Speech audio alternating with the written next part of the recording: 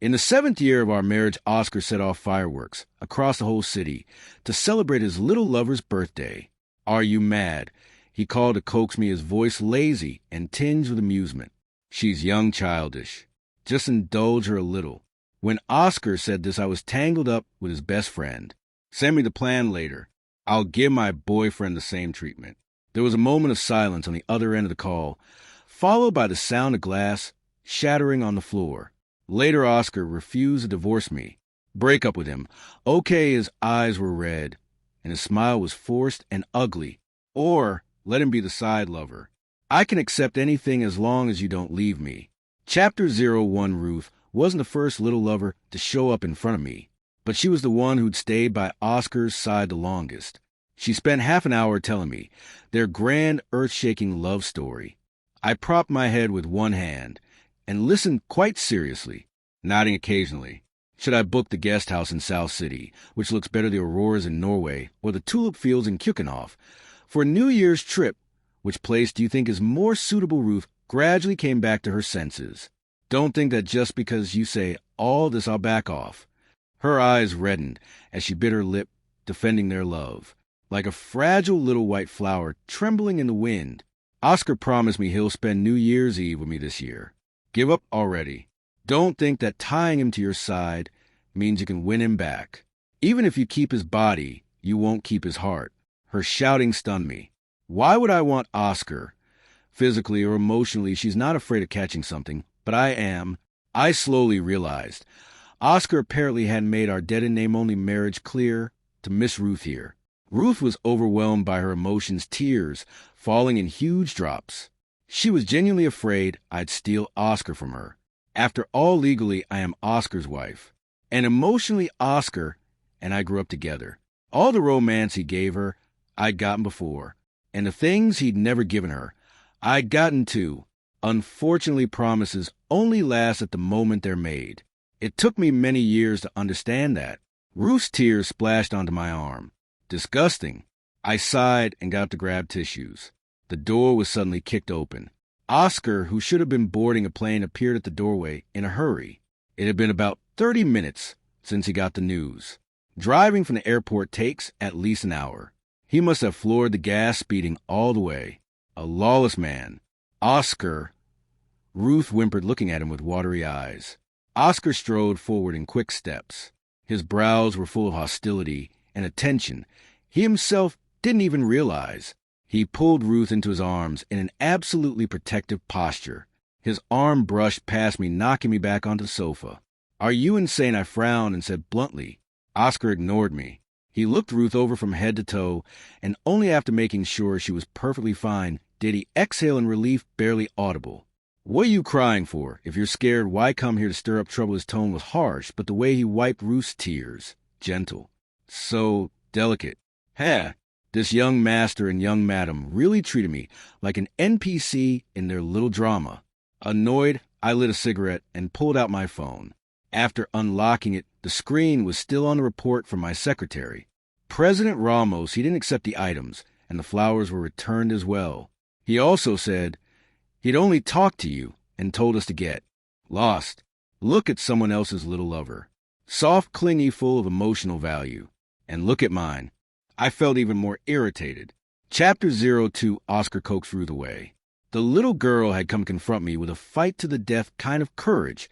Stubborn, really. She seemed to still have a lot to say. But when her eyes met Oscar's slightly cold gaze, she swallowed everything obediently. Oscar sat down on the sofa opposite me. His long legs were casually spread, one hand propping his head as his fingertips pressed against the sharp line of his brow. Alice, she's just a young girl. Oscar was knocking on my patience. I scoffed, narrowed my eyes through the smoke. She doesn't know her place, I said. She's a kid. She doesn't understand the twists and turns of these things. He lifted a brow lazily. That necklace she bid against you for last time. Should I have someone send it to you tomorrow? I flicked the ash off my cigarette, neither agreeing nor refusing. The North City project. Give me another 3%, I said. Wasn't that deal settled last month? Oscar frowned. You're already getting the bigger cut. I didn't bother responding. It's not like Oscar is the only one in the world who needs to coax his little lovers. My silence meant there was no room for negotiation. Oscar grew irritated. He knew what methods I was capable of. After all, before Ruth, more than a few others had learned the hard way. The first girl who dared provoke me was just in her early 20s, wearing a red dress, like a blooming rose. Arrogant, she smashed my car and said Oscar would pay for it. She even said the one who isn't loved is the real homewrecker. Now she's in prison working the sewing machines. It's not like I never fought with Oscar. After all, when I married him, I still believed in pure love. The first time he cheated, I asked for a divorce.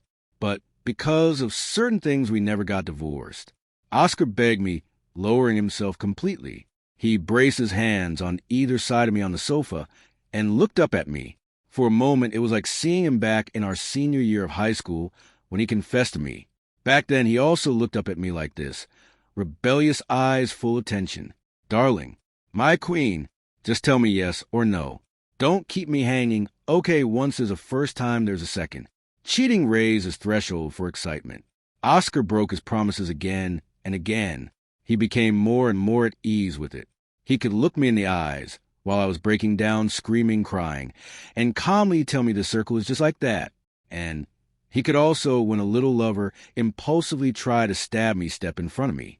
Then full of rage, grab her by the throat and warn her, what the hell, are you dare touch my wife? I never understood why Oscar was this deranged. I used to not understand. Now I simply don't care enough to. Fine. In the tug of war, Oscar finally conceded, gritting his teeth as he agreed to my additional profit cut. As the smoke dispersed, his face gradually came into focus. He really wasn't like the boy from when we were 17 or 18. Oscar had turned me from a gorgeous young wife into a cold-blooded femme fatale. Then later, he once almost succeeded in making me a discarded socialite. That period, nerves stretched tight, breaking at the slightest disturbance, surviving every night only with tablets of quetiapine fumarate, was the time I least want to remember. Even I felt. I looked monstrous back then. To say I felt no resentment would be impossible. Now I've taken full control, secured my position on the board. This cliché drama played this far is enough to make anyone lose interest. I walked toward Oscar, pressed a lit cigarette, but onto his chest. Oscar's smile froze his body, tensing reflexively. Find a time to get the divorce done. I ground the cigarette out on him and said it calmly. Chapter 03, Oscar didn't respond. He returned to his usual careless expression. He pulled my wrist over and pressed a still warm cigarette, but back into his own chest. Feel better now. I've been too busy lately and neglected you. We can go on a trip over the new year. You're afraid of the cold, so we can choose somewhere warmer. Oscar, I narrowed my eyes, my voice so cold it could freeze. I said, find a time and get the divorce done. Within a week, I'll have my assistant sort out the assets under our names and draft a divorce agreement. If you have objections, contact me. And stop talking to me like that. I'm not one of your little pets. Only cheap little playthings get coaxed into losing their minds with just a few sweet words. Those in positions of power only feel insulted by it. Reason, Oscar's smile faded. Because of some fireworks, I paused and remembered. A week ago was Ruth's birthday. Oscar celebrated her grandly, filling the whole city with fireworks. 520 drones shifted in the night sky, spelling out Ruth's name. Oscar had always done things ostentatiously. When he liked someone, he indulged them to a suffocating extent. In the third year of our marriage, the first little lover, he publicly acknowledged, came to show off in front of me. The girl wore a red dress, holding a bouquet of roses. She stood barefoot on top of my car dancing. Paint had been splashed all over the vehicle in thick layers, destroying it beyond recognition. That car had been Oscar's coming-of-age gift to me. It was also the most valuable gift I'd received since being brought back from the countryside into the Ramos family. At that time, both I and that car held special meaning. My eyes turned red with anger, and I told the security guards to call the police and drag her down. Oscar stopped me. He lifted his phone with one hand, recording the girl's reckless dancing. Admiration filled his eyes. She's a delicate young thing, easily impulsive. Why do you need to come at her so hard? It's just a car. Losing it won't kill you. Pick another one. I'll pay for it from my private account. Consider a compensation on her behalf. To be fair, Oscar had given quite a few girls the illusion of being the one and only. He had ruined more than a few lives. It has nothing to do with the fireworks. I'm seeing someone else. I said it calmly, as if casually commenting on the weather. Chapter 0 for Impossible. Remember what happened at the Imperial Club? You can't do it, Alice. Oscar smiled with absolute certainty. After the dancing girl was dragged off my car, I slapped both her and Oscar. When I raised my hand to hit her again, Oscar grabbed my wrist. The girl seized a chance and smashed the roses into my face. The thorns that hadn't been trimmed properly left bloody scratches on my skin. The one who isn't loved is the real homewrecker. You should divorce already, old woman. I struggled with everything. I had wanted to tear her mouth apart. My wrist twisted painfully, and I still couldn't break free. Oscar didn't refute her words, nor did he stop her tantrum. When we got home, I smashed everything I could and demanded a divorce. What did you say back then at the wedding? What the hell did you swear to me? And the first time you cheated, you begged me, told me to give you a chance. You said no divorce and that there wouldn't be a next time. Fine, I believed you. And what happened, Oscar? Are you fucking an animal? How can you treat me like this? I screamed hysterically. My reflection in the floor-to-ceiling window looked like a woman carrying a century of grudges. Oscar leaned against the railing, watching my meltdown with near indifference. Alice, the circle works like this. You need to learn to accept it. You can go find someone too. Why not have an open marriage? You're not a child. Why believe in fairy tales? As for divorce, Alice, you're the one who can't live without me. It felt like being plunged into ice water. At that time, it was true. I couldn't leave Oscar. My mother had been the Ramos family's legal wife. When the mistress replaced her, she asked for nothing and walked away. I was left in the countryside for years. It took nearly everything I had just to squeeze my way into the Ramos family's power center. Political struggles, endless infighting. Those illegitimate sons and daughters teamed up to suppress me. I had to admit I borrowed Oscar's influence back then. I had thought the open marriage suggestion was just something he said casually. But the next day, Oscar took me to the Imperial Club. Alice, you should give it a try. He ordered 20 male models for me lined up in a row. A warm hand rested on my shoulder. One of them called me sister, then leaned in and placed a tentative kiss at the corner of my lips. I met a pair of eyes full of flattery and servile eagerness. A strange, indescribable discomfort rose in me. That discomfort peaked the moment I caught Oscar's amused, watching gaze. I shoved the man away abruptly and turned to vomit. Oscar, you're disgusting. I vomited until my face went pale through down those words and almost fled the place. After that incident, Oscar never again mentioned letting me go find someone. He seemed to take it for granted that I could never break my moral boundaries. But people change. Thunder rolled across the sky. My thoughts snapped back. Think whatever you want. But I'm not joking about the divorce. If you don't agree, I'll take it to court. Honestly, you've handed me enough evidence of your affairs over the years. If it comes to that, both family stock prices will tank. Think carefully. I finished speaking, grabbed my coat and car keys, and headed for the door. In this heavy rain, where are you going? I said. Weather's bad. I'm going to keep my boyfriend company. Oscar could no longer smile. Chapter 05. It had been typhoon season recently. When I came upstairs from the underground garage, I shivered from the cold. The moment I walked through the door, a collectible figure came flying toward me. I dodged it quickly. I said I didn't want. Santiago's brows were tinted with faint anger. When he saw it was me, his voice cut off abruptly.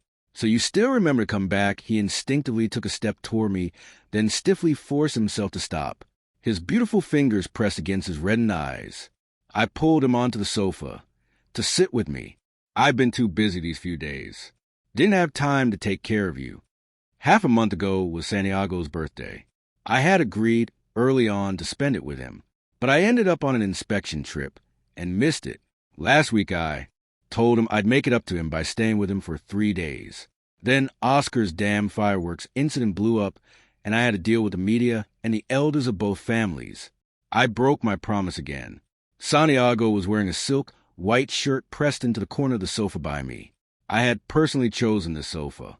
It was big enough. The North City Project. Oscar's family and your sister are both working on it. Oscar agreed to give another 30%. I'll split half of that with your sister. I continued coaxing him. The Law family situation was similar to the Ramos family. Chaotic, illegitimate children growing like weeds. Santiago Law's mother had been the legal wife. He never worried about money growing up and studied his favorite, oil painting. When Oscar first brought me into this circle, Santiago left the deepest impression on me. Cold and ethereal, like a damn celestial being. A year ago, Santiago's mother suddenly committed suicide without warning. She left behind a son and daughter. They were quickly thrown out of the house, and most of their assets were devoured. On the day Santiago decided to kill himself, he ran into me, and then he became my lover. You smell like him. Santiago suddenly set his eyelids turning red. You always try to buy me off. Jewelry, cars, shares. I never wanted any of that. You think I'm no different than those who sell themselves out there doing this to my sisters? I gently bit his lower lip. I'm not buying you with those things. I'm coaxing you. Santiago stared at me blankly. His eyes were still red. He was truly beautiful, and the way he looked on the verge of tears made people ache for him, and also stirred an inexplicable desire to destroy him, make him cry until he broke apart. Cruel, terrifying desire. What am I supposed to do with you, Alice? Ramos Santiago's voice was so soft it was barely audible. I was silent for a moment. I'm planning to divorce Oscar. Santiago's eyes snapped up to mine. You're coaxing me again. He thought of something, and his expression dimmed. Emotional con artist. He was truly adorable. Something in my chest felt swollen and warm like it had been soaked in water. I couldn't help curling my lips into a smile. How is that? Coaxing you? My hand slipped beneath his shirt. This is... We pressed closely against each other, and I could feel the heat rising rapidly from his body. He instinctively arched his waist. His cheek brushed against mine. Don't tease. The sound of his voice tangled my thoughts. Santiago was especially good at breathing provocatively. His voice was beautiful too, a stark contrast to the cold, distant persona he showed on the surface. Stop pretending to be proper. Santiago's hand stroked my waist, and back his breath breaking apart. His voice carried scorching heat. You like hearing it. TSK. Another little kink of mine. Caught again. Chapter 06. After confirming that I truly intended to get a divorce, Santiago visibly brightened. He was easy to coax when he was happy. I took him out shopping and to eat, picking out a few outfits for him along the way. During the trip, I kept feeling a pair of eyes secretly watching me. I turned around twice, but didn't notice anything unusual. In the underground garage, Santiago sat in the passenger seat, tilting his head back as he drank water. His Adam's apple moved gently. His lips were damp and glossy. When he wasn't showing any expression, he looked naturally cold. My gaze drifted downward, landing on the faint marks on his neck. Just thinking about how someone so reserved and proper could be so wildly indulgent in private, my heart swelled with a tingling electric rush. Santiago curled a finger and wiped the moisture from the corner of his lips. He glanced at me. That look hooked me immediately, and I leaned over to kiss him. My phone began vibrating endlessly at the worst possible moment. I pressed the lock button twice impatiently. Hung up. It rang again, and again. Who the hell? He better actually have something important to say. I grabbed the phone annoyed and looked at the screen. Oscar. Great. Even more annoying. Santiago saw it too. He narrowed his eyes and unbuttoned the first button of his shirt. What is it? I answered the call, one hand gripping Santiago's fingers pressing into his knuckles. Who are you with right now? Oscar's voice carried restrained anger. Santiago unbuttoned the second button, revealing a beautifully shaped collarbone and half his chest. I took one look and couldn't look away. None of your business. Do you need something or not? If not, I'm hanging up. The divorce agreement is being drafted. Someone's already gone to inventory the real estate today. Don't rush me. He's acting like he's checking up on me now that we're about to get divorced. Insane. I didn't agree to the divorce. Oscar's voice dropped lower, like he was grinding the words out from between his teeth. Santiago unbuttoned the third button. He wasn't used to doing stuff like this outside, and his brows were slightly furrowed, cheeks flushed. His pale fur muscles were streaked with red, kiss marks, finger marks all over him. He gently bit the tip of my finger, then pulled my hand onto his chest. His gaze held a wicked, thrilling kind of provocation. He breathed lightly, Deliberately, just for me? Agree or don't agree, I have plenty ways, I said. Hanging up. No situational awareness whatsoever. Couldn't he tell I was busy? Wait. If you insist on divorce, then let's talk first. Are you coming home tonight? Maybe it was my imagination, but I actually heard a trace of caution in Oscar's voice. If it really came to a lawsuit, time, energy, money, I'd lose a lot. A peaceful divorce would be the most dignified route. I thought for a moment. See you at 4 this afternoon. If we finished quickly, I'd have time to drive back. Oscar seemed like he wanted to say more. I'm busy. Stop bothering me. We'll talk in the afternoon. I hung up before he could respond.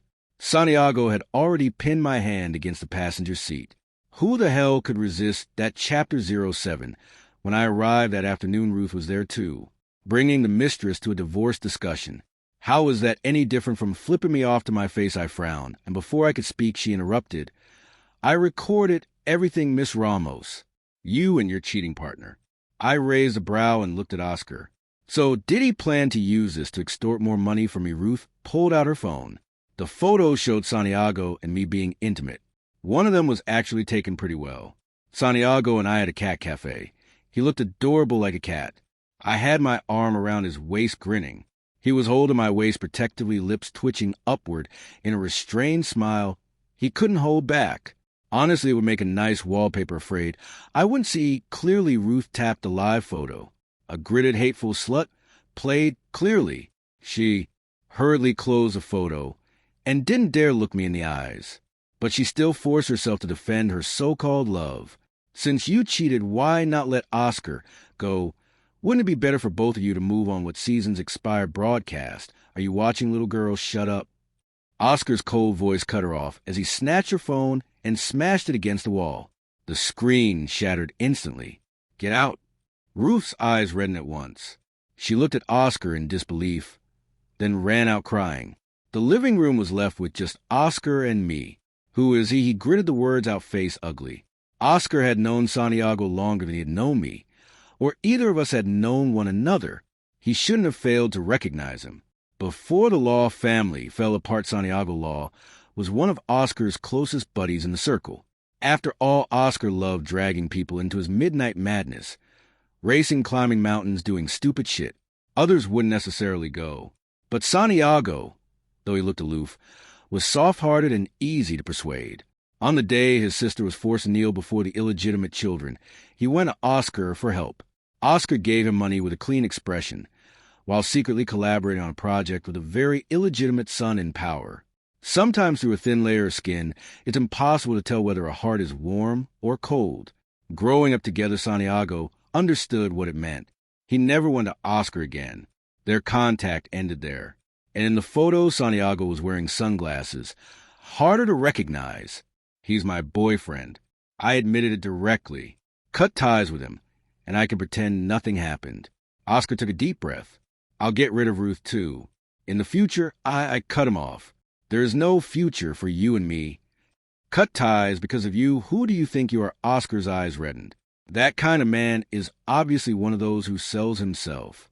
Do you know how many women he's serviced behind your back?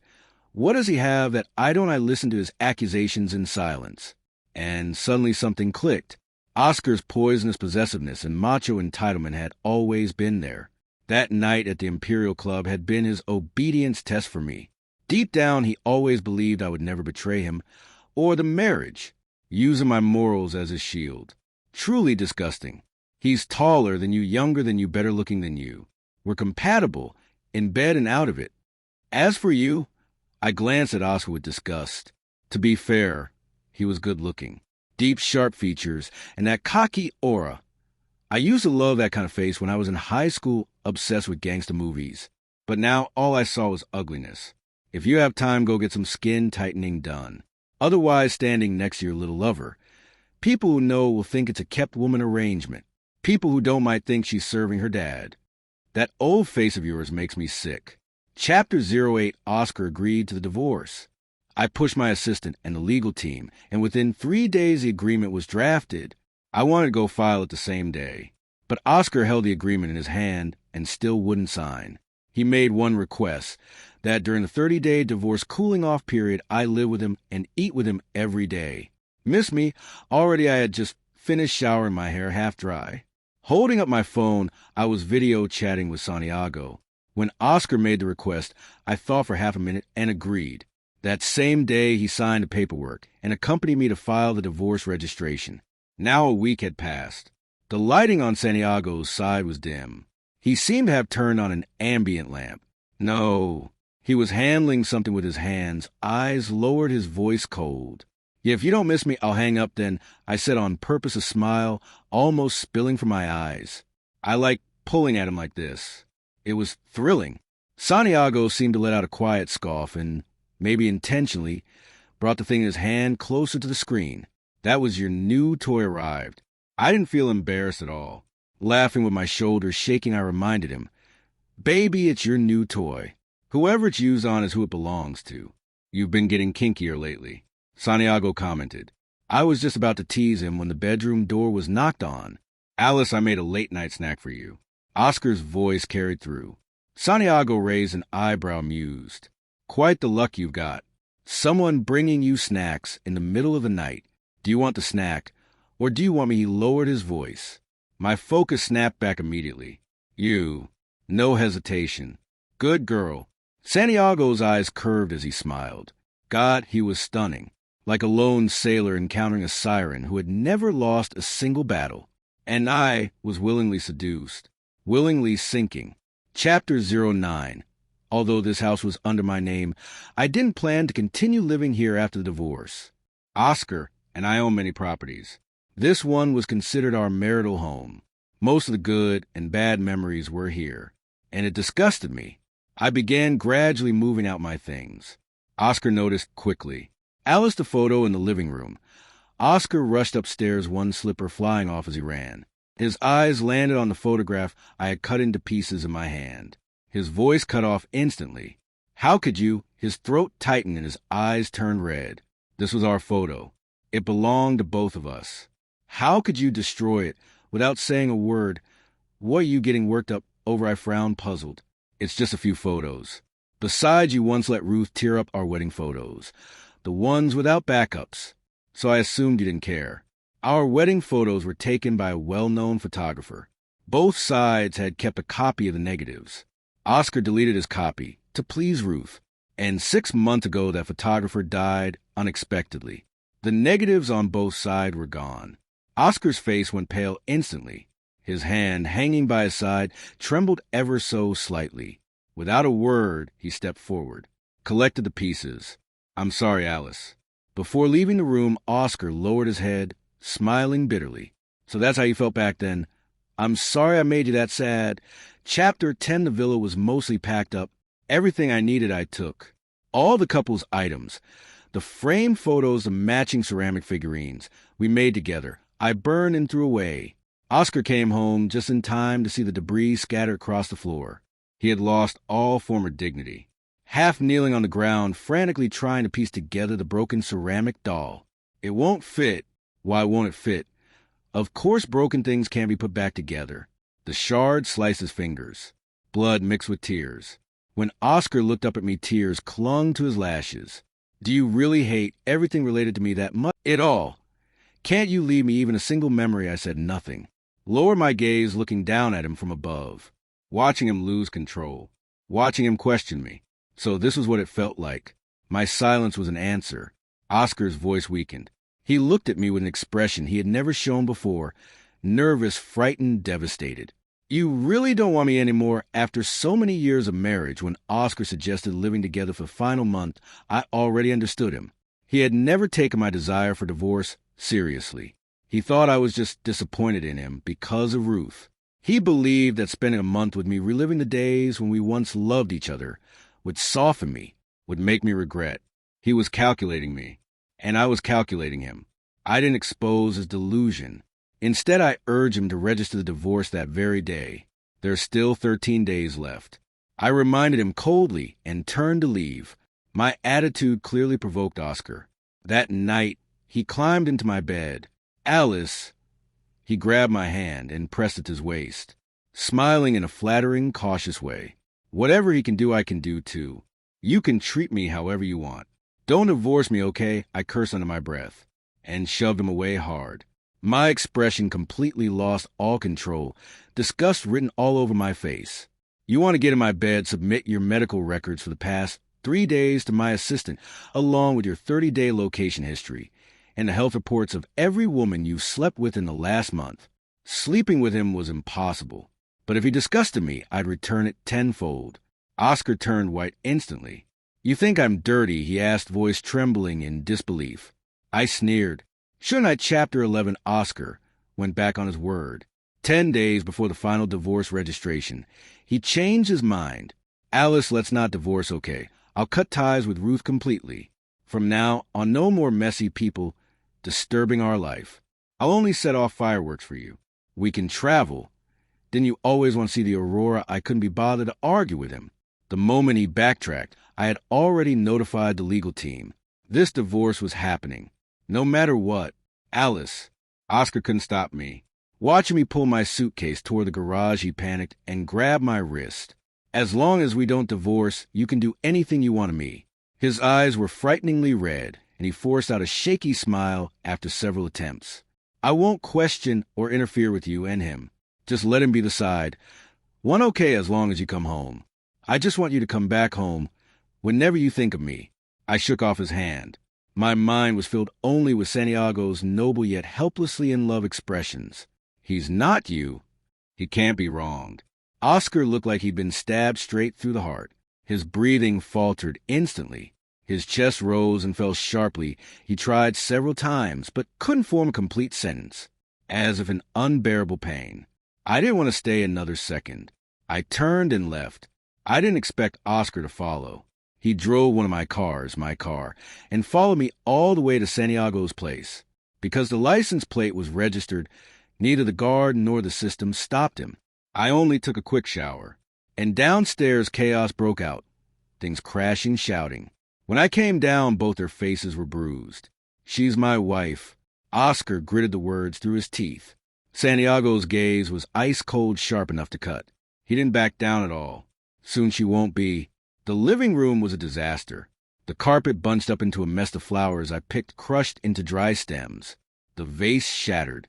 Across the floor, water splashed all over Santiago. Just looking at it made my hands shake with anger. Alice!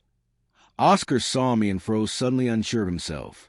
Only then did he seem to realize the state of the living room he had destroyed. It wasn't me he hit first. I swung my arm with full force and slapped him viciously across the face.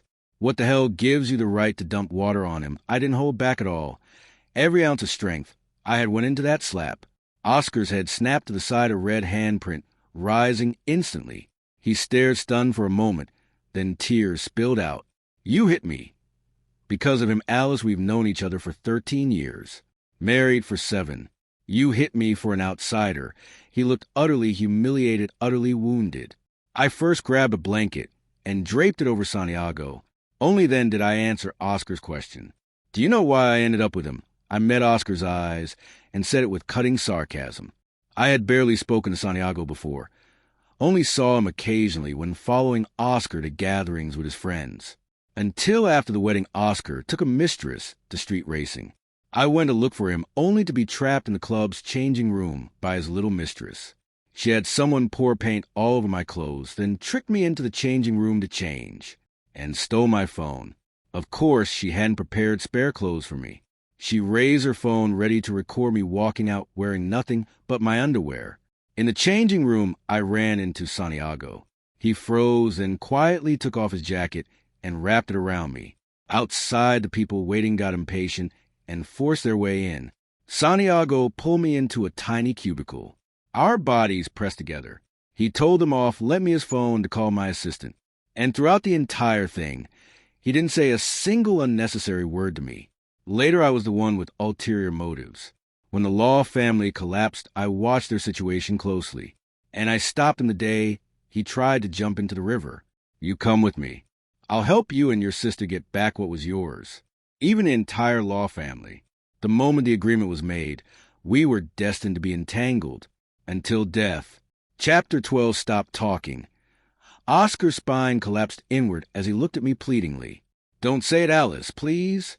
He couldn't accept it, that he was the one who had personally pushed me into another man's arms. Oscar left, but not completely. His car stayed parked downstairs for the entire night. He told me he would show up on time to finalize the divorce certificate with me. I stared at the calendar every single day, and only when I finally held the divorce certificate in my hand did I exhale. At last, I no longer needed to worry about unexpected complications. In a good mood, I arranged a meal with Santiago Law's sister Melissa. She was a highly capable woman. She grew faster than I expected. I appreciated her very much. When she first learned Santiago had sold himself to me for her sake, Melissa had come to challenge me. I cut straight to the point that day she had no ability to protect herself, yet so posturing in front of me and try to take Santiago away was pointless. Just 1 year later, she already controlled most of the Law family. Divorced Melissa ordered pork tripe soup for me. This restaurant frequented during her lowest days, and honestly the food was excellent. I nodded. It was hard to define my relationship with Melissa. Enemies and allies. Admiration and rivalry. I reached into my pocket. Melissa tapped the table. No smoking. Have some manners. I laughed and motioned for her to look. There were only fruit candies in my hand. You quit, she looked genuinely surprised. I hummed softly. He doesn't like it. You two are really something. After a few rounds of drinks, I asked her why she had insisted on taking Santiago away later. Setting aside her position in the Law family now, Santiago's painting sold for sky-high prices these days. He had plenty of shares and assets. He no longer needed to depend on me. I thought he would leave, or that Melissa would take him. You think I didn't want to? She let out a harsh, frustrated snort. Utterly disappointed in her brother. He was completely insane about it. He refused to leave. I told him back, then your entanglements with the Ramos family ran too deep, that divorcing Oscar wouldn't be easy. You know what he said to me, Melissa lowered her gaze, mimicking Santiago's cold tone. If they don't divorce, then they don't. I'm young. I can wait. If I can't wait for them to divorce, I'll wait for him to die. Chapter 13. A week after the divorce, I met Oscar again. He came to discuss a business collaboration. Purely business. I forced myself to sit through an entire afternoon with him. The rest will be handled by others. You won't need to contact me. When things were nearly wrapped up, I checked my watch 3 times. Santiago was waiting for me to come home for dinner. Alice. Oscar stopped me and handed me a document. What's this? I asked, puzzled. You said before getting on your bed again, I'd need to submit medical records and a full report of my whereabouts. Oscar smiled. It's all here. Oscar were already divorced. I reminded him. I know. That's why you're single, and I'm single. His voice lowered, slow and deliberate. I can pursue you again. First, there is no possibility between us. Second, I have a boyfriend. I thought that once we were divorced, I wouldn't have to deal with him anymore. I didn't expect him to still be this unhinged. I was exhausted. Oscar was hurt by my bluntness, but he still forced a smile. First, anything is possible. Second, the one who isn't loved is the side one. You and he aren't married. Even if you were, you could still divorce. I don't need a title. I can be the side one or the lesser one. Anything is fine. I'm the one who can't let you go, Alice. I thought Oscar was just saying things, but he meant them. Every day, he sent flowers to my office. He pieced together the photos and ceramic figurines. He set off even grander fireworks by the riverside. He was moved by himself. I was beyond annoyed. So I leaked his whereabouts to Ruth. During our divorce cooling-off period, Ruth, whether for the sake of climbing up or revenge, released photos of me and Santiago. Oscar had spoiled her to the point she believed the world would always open doors for her, until evidence of her being the third party, along with provocative bed photos, and recordings exploded across the internet. Disciplinary action. Fired. I then demanded compensation from her as part of marital joint property. Ruth came from an ordinary family,